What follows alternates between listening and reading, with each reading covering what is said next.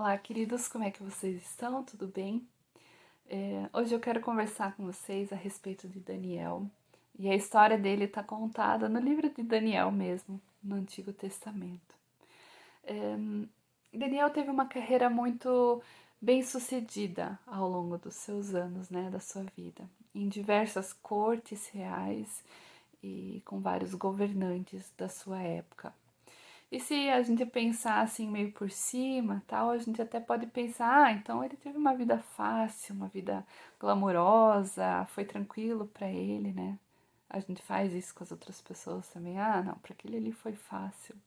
Mas a gente esquece de analisar as escolhas que foram feitas para que essa pessoa conseguisse chegar lá, né?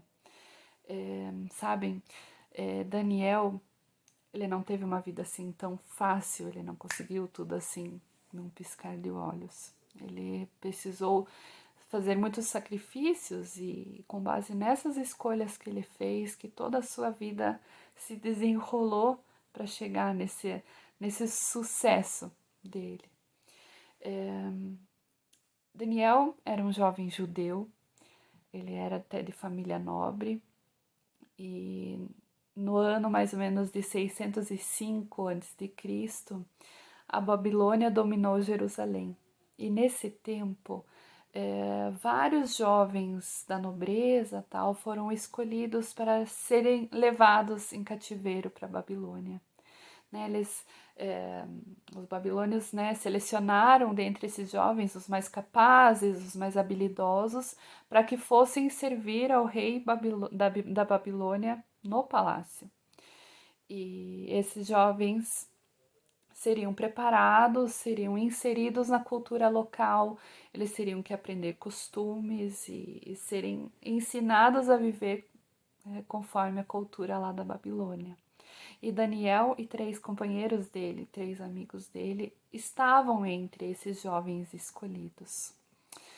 E desde o início, Daniel e esses amigos decidiram em seus corações a não abandonar a fé em Deus que eles tinham, independente das circunstâncias que seriam apresentadas a eles.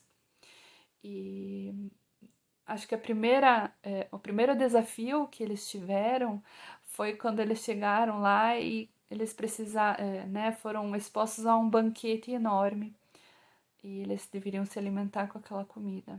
E esse banquete, ele havia sido, né, oferenda a deuses, a ídolos daquela localidade. E eles não queriam se contaminar com aquilo, eles queriam se manter puros diante de Deus, né? Então eles optaram, ao invés de ter o acesso a todos aqueles alimentos, eles optaram em se alimentar somente de vegetais e água. E depois de um tempo, comparado aos outros, eles inclusive estavam com um aspecto mais saudável e mais forte, porque Deus os abençoou nessa escolha deles. Daniel foi colocado à prova diversas vezes, teve vários desafios, interpretou sonhos para o rei e todas essas escolhas de se submeter a Deus trouxeram a ele bênçãos. Ele foi colocado em posições de destaque, ele foi colocado como ministro, né, do rei, e assim ele foi levando sua vida. Né? Ele nunca deixou de adorar e exaltar a Deus. Os anos se passaram, a Babilônia caiu, e quando a Medo-Pérsia assumiu, Daniel continuou em posições de destaque, né? Ele continuou uma pessoa muito influente junto aos poderosos daquela época. E isso incomodava muitas pessoas. E então eles queriam tentar destruir Daniel, né? Poxa.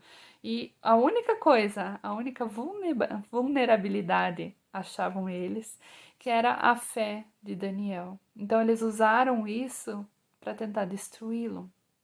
Foram lá, conseguiram com o rei fazer uma lei que obrigava a todos a levarem petições, né, orações somente ao rei, a ninguém mais, né, não podia ser a nenhum deus, a nada. Então, Daniel, segundo a lei, não poderia orar a Deus.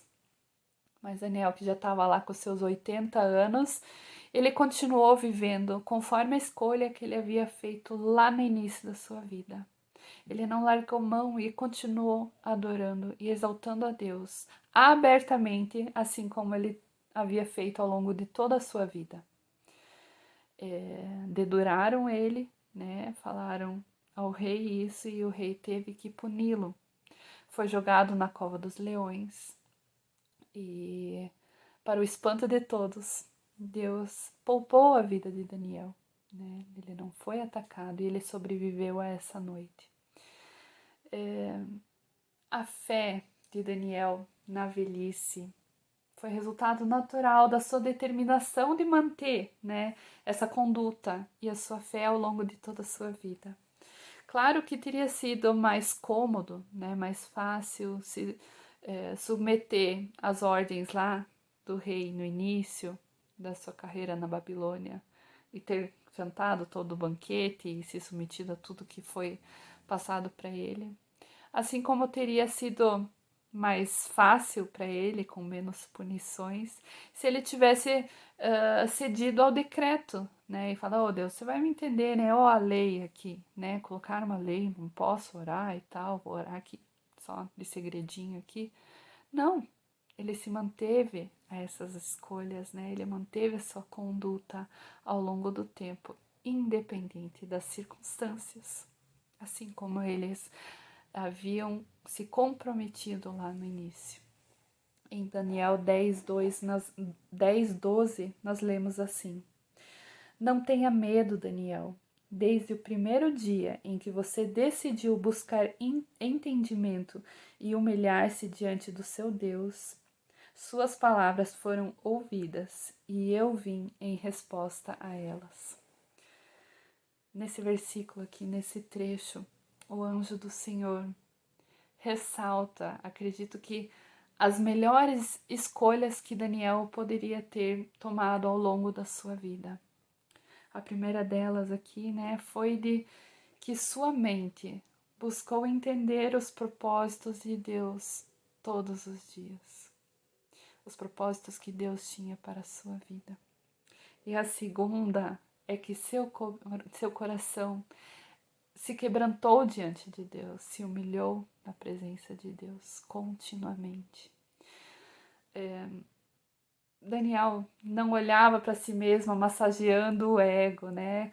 Se achando capaz ou sábio de executar todas aquelas tarefas, aqueles desafios ao longo dos seus anos, ao longo da sua carreira, né? Ao contrário, Daniel sempre recorria a uma fonte inesgotável de sabedoria e direcionamento, que era baseada numa vida de comunhão diária com Deus. A sua busca era constante por conhecer a Deus mais e mais, conhecer mais e mais a vontade de Deus para a sua vida. Esse era o alicerce dos seus dias. Essa foi a escolha dele, né, de fundamentar todos os seus dias, todas as suas escolhas, todas as suas decisões naquilo que Deus imaginou para ele.